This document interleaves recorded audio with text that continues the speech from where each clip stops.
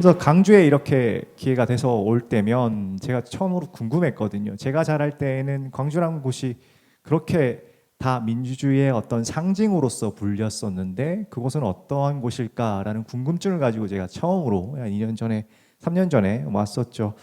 아마 이곳에 계시는 분들은 너무나 당연하게 여기지는 것들이 그 당시 5.18 당시에는 당연하게 여기지 않았던 건 아닐까라는 생각을 해봤습니다. 후대 여러 어떤 노력에 의해서 우리는 지금 현재 강주를 바라볼 때 민주주의라는 그런 상징된 단어를 떠올릴 수 있는 게 아닐까라는 생각으로 저는 이번에 늘제 박상 선생님의 연구를 한번 시작해 봤습니다. 그래서 제목을 기억되는 이름, 기념되는 장소라는 타이틀을 달아봤고요. 제목으로 늘제 박상 충절에 대한 기억과 표상 형성에 관하여라는 제목을 달아봤습니다. 제가 발표 학술대회고 연구 대상으로 언급되기 때문에 늘제 박상 선생님이라고 호칭해야 되지만 편의상 그냥 존칭을 생략한다는 점 양해 부탁을 드리겠습니다.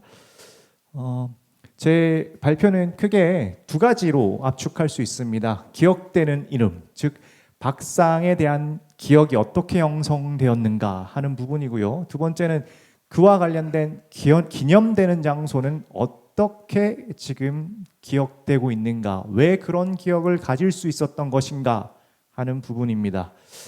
아까 박명희 교수님께서 말씀을 해주셨지만 저희가 문학 연구자로서 박상을 접근할 때 가장 먼저 떠오르는 이미지는 문인입니다. 뛰어난 시인이죠. 당연히 16세기 호남 지역의 사림을 대표하는 인물로도 평가가 됩니다. 그래서 그간 연구는요, 잘 아시겠지만 박상의 문학 작품에 대한 연구가 치중되어 있었습니다. 즉 박상이 남긴 시, 산문, 부 등을 조명해서 이런 의미가 있고 이런 특징이 있다라는 것에 집중을 했던 것이죠. 근데 제가 조금 시선을 아까 말한 강주 이야기로 시작했는데 강주의 상징 그 접근 방식으로 고스란히 박상이라는 인물에 대해 접근을 해봤습니다. 그래서 박상이 문헌 기록에 특히 역사 사료에는 충신으로 계속 언급되는데 이 충신이 단순히 그냥 충신이라서 우리가 그냥 적는 게 아니라 국가의 공인이나 우리가 같이 기억하는 집단의 기억의 결과물은 아닐까라는 그런 문학적 틀을 가지고 제가 연구를 진행을 해봤습니다. 무엇보다 박상이라는 분은 패비 신씨, 그러니까 중종 반정으로 일어났던 그 중종에 의해서 신씨라는 그 비가 폐위되거든요. 그래서 그 패비 신씨의 복위 주장으로 후대 문헌에 계속 언급되고 그게 결국엔 그분의 충절과 결부됩니다. 그리고 그 충절과 관련된 여러 장소들이 충절의 장소로 상징을 갖게 되는 겁니다. 그래서 제가 조금 생소하지만 저도 서양 이론은 잘 모르는데 모리스 알박스나 알리아다 아스만이라는 분의 기억이라는 그런 개념이 있습니다. 기억 이론이라는 개념이 있는데요. 여기서 이분들이 말씀하신 게 집단 기억과 문화 기억입니다. 기억이라는 게 개인의 결과물은 아니다. 집단의 기억이다. 그리고 문화 기억이다. 어떠한 우리가 오늘날 누군가의 기념비, 의례 이런 것들을 둠으로써 우리는 기억으로 갖게 된다라는 그냥 이론입니다. 그러한 이론의 틀에서 말씀드렸듯이 박상에 대한 기억이 형성됐고 그 과정을 한번 살펴보면 오늘날 우리가 박상이라는 분의 기억이 왜 이렇게 남았을까라는 것에 다 답을 찾을 수 있지 않을까 했습니다. 그래서 연구 대상은 박상의 문학 작품이 아니고요. 저는 박상에 대한 기록과 그리고 그와 관련한 장소입니다. 첫 번째 개인 기록이라고 하면 행장을 꼽을 수가 있겠죠. 그분의 객관적인 나름의 어떤 자료라고 할 수 있습니다만 이 역시 후대에 의해서 재편집, 재구성되는 과정을 거칩니다. 오늘날 우리 선조를 기억할 때는 좀 좋은 부분을 부각하고 뛰어난 부분을 좀 조명하기 마련이죠. 그러한 결과들이 행장으로 이어집니다. 행장을 보면 우리가 그 박상의 어떤 충절이라는 그것과 관련한 행동으로서 상소, 아까 패비 신씨의 상소를 주목하게 되는데 그 부분을 이렇게 적어놨습니다. 잠깐 보실게요. 이렇게 보시면 굉장히 담백하게 누구누구와 보기를 청하기로 합의해서 상소를 올렸다. 누구는 그 초고를 내지 않았다. 이런 내용만 되어 있는데요. 이게 고 윤구라는 분의, 그러니까 르제 박상 사후에 바로 가족 기억으로서, 그러니까 후대에 바로 기억된 그런 모습입니다만, 이게 조금 지나다 보면 김효록 속집이라는 이러한 부분에서는 조금 달라집니다. 조금 더 구체적으로 조명이 되죠. 그래서 이분이 상소를 올릴 수밖에 없었던 이유나 그 상소의 내용을 구체적으로 언급합니다. 이러한 것들은 결국에 뭐냐? 이분의 상소가 원자, 즉 인종을 보호하기 위한 정당한 상소였다라는 것을 증명하는 서술이 되었던 것이죠. 그래서 이러한 것은 충절, 즉 박상과 관련한 기억으로서, 집단 기억으로서 남을 수 있었던 배경에는 기묘사가 있었다라고 판단이 됩니다. 이 기묘사와 아까 관련했던 그 박상의 상소 행위를 상세히 조명했던 것도 기묘사화에 대한 기록이었고, 그러한 기록에서 사림이라는 그러한 일군의 집단을 추정하는 맥락에서 박상의 행위가 조명됐던 것이죠. 그래서 이렇게 의미를 부여할 수 있을 것 같습니다. 첫 번째, 기묘사화 발발 후에 조광조를 비롯한 사림에 대한 긍정적인 기록이 이루어졌고, 그러한 맥락 속에서 박상의 보기상소가 충절로 인식될 수 있었던 배경을 가졌고, 그러한 배경을 바탕으로 결국에는 기묘사림에 대한 긍정적인 시기, 충절에 대한 박상의 충절에 대한 집단 기억 형성 발판이 되었다라고 할 수가 있을 것 같습니다. 근데 그것만으로 사실 충절로 지금까지 이렇게 호명되기는 쉽지 않을 것 같습니다. 그래서 조금 더 후대의 기록을 찾아보면 이런 걸 찾을 수가 있습니다. 꽤나 많이 지나왔습니다. 1698년으로 한 몇백 년을 내려오면 신규라는 분이 갑자기 느닷없이 상소를 올립니다. 이분의 상소 내용은 노산군, 즉 단종이죠. 우리가 단종의 복위, 그리고 아까 말씀드렸던 중종의 폐비, 신씨의 복위를 요청하는 상소를 올립니다. 이때 이 상소에서 당연히 박상의 행위는 충절이다, 뛰어났다라는 언급을 하게 되죠. 그런데 이 상소가 올라가자마자 숙종은 함부로 결정할 수가 없어서 신하들에게 의견을 한번 내봐라 라고 명령을 내립니다. 그때 여러 신하 중 남구만 건상야라는 분들이 박상이 신씨 복위 상소 올린 건 굉장히 정당하지만, 그렇지만 중종이 거절한 것, 즉 폐비를 복위할 것을 인정하지 않았기 때문에 이것은 함부로 결정할 수 없습니다 라고 이야기를 합니다. 그래서 이때는 결국에 그 박상 상소의 어떤 주장 내용이 해결되지 않습니다. 그러다가 또 한 몇십 년이 흐르게 되죠. 영조 때 와서, 즉 1739년에 와서 영조가 또 다시 느닷없이 이 앞서 언급했던 신규의 상소를 거론하면서 그 의견이 관철되지 못한 게 너무나 안타깝다라고 얘기를 합니다. 그러면서 당연히 또 박상의 상소가 긍정적으로 언급이 되죠. 그러면서 그 영조의 뜻을 파악한 신하들, 즉 김태남이 상소를 올려서 박상은 명현이다, 이름난 현인이다 라고 하며 그의 상소가 강명정대하였다라고 언급을 합니다. 그래서 이러한 후대의 그 신하들의 긍정적인 언급에 힘입어서 영조는 그 후손들을 등용하라라고 말합니다. 이건 그냥 등용하는 그 자체, 그냥 그분의 후손에게 어떤 이익을 준다는 행위 자체가 아니라 이분을 충신으로서 국가적 공인을 준다는 의미가 되겠죠. 그래서 그 뒤에는 이제 복위 문제가 해결돼 실제로 신씨가 복위가 됩니다. 그러면서 이제 국가적 공인 충신으로서 박상은 자리 잡게 되는 것이죠. 그래서 제가 본 의미를 추격해서 말씀드리면 예상할 수 있듯이 박상의 충절은 결국 기묘사와 재정리와 신씨 복위 문제를 해결하는 과정을 통해서 집단 기억이 형성된 결과이다라고 볼 수 있습니다. 두 번째는 제가 그 박상 이름이 기억되는 그러한 과정에서 국가 제도를 통한 충신으로서의 기억 형성이라는 제목으로 조사를 한번 해봤습니다. 아까 말씀드렸듯이 국가의 공인 충신이 된 건 박상이 공인 충신이 된 건 영조 때입니다. 근데 영조는 아까 그 신씨 복위를 결정하고 나서 박상에 대해서 치제문을 내립니다. 제문을 직접 내리죠. 물론 왕이 직접 짓지는 않습니다. 왕의 명을 받든 그 당대의 어떤 문장가들이 제문을 짓게 되는데요. 요 내용을 보면 이제 충신이긴 충신인데 어떤 충신으로 우리가 후대에 기억해야 할지 그 의도가 드러납니다. 간략히 내용을 보면요. 여기 이런 언급이 있습니다. 강상을 붙잡고 일림을 바로잡으니 충성과 의리가 늠름하였다.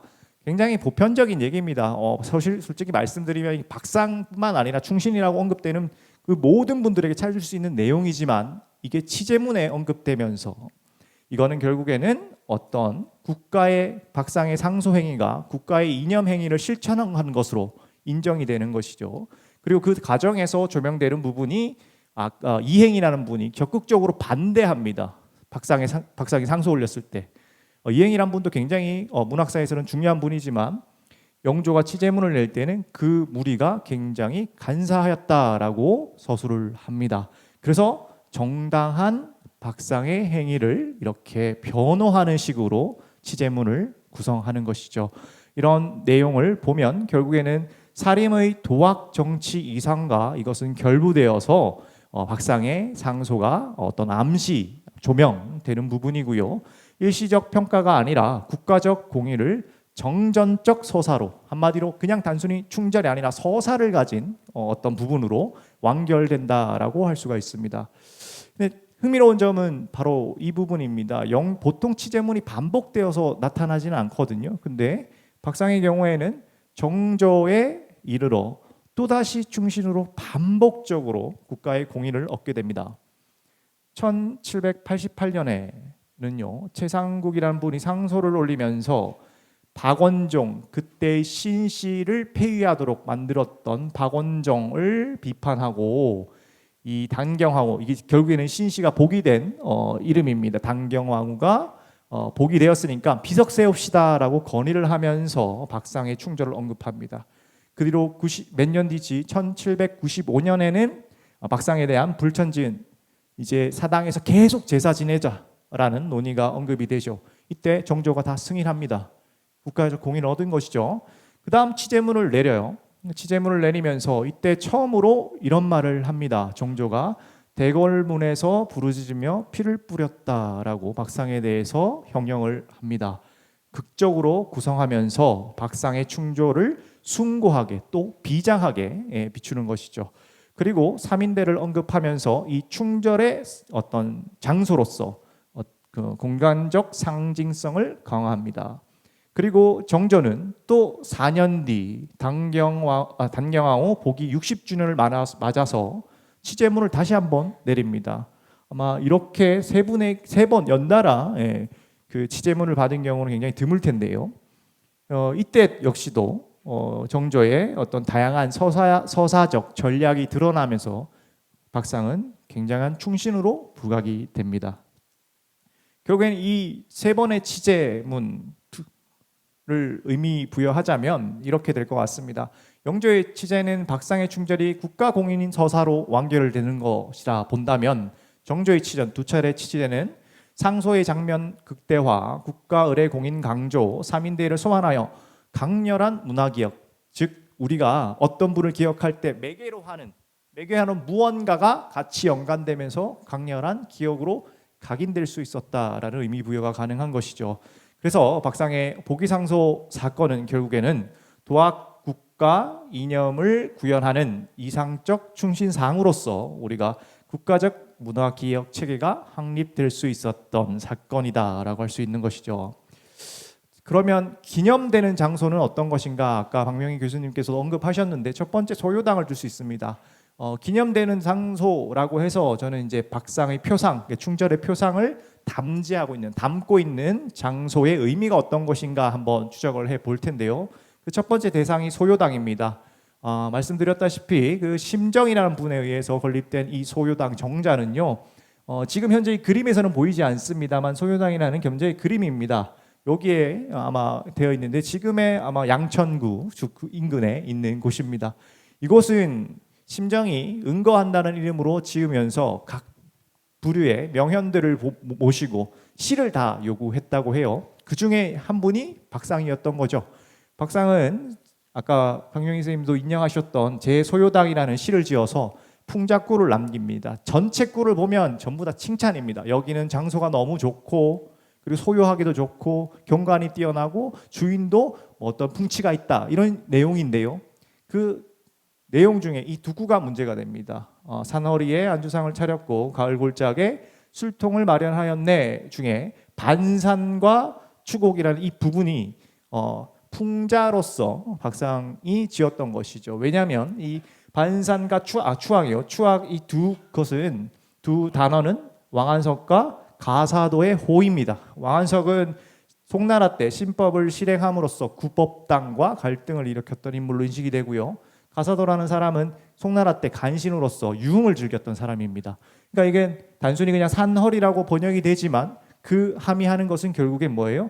왕안석이나 기사도가 여기서 잔치를 벌이네라는 내용으로 이해가 되는 것이죠. 그러니까 심정이란 부를 축켜 세운 게 아니라 비꼬은 게 됩니다. 그래서 이 심정이란 부는 나중에 이게 풍자임을 알고 현판에 박상의 시를 걸어놨다가 나중에 떼버립니다. 이 기록이 무수히 많은 문헌에 드러납니다.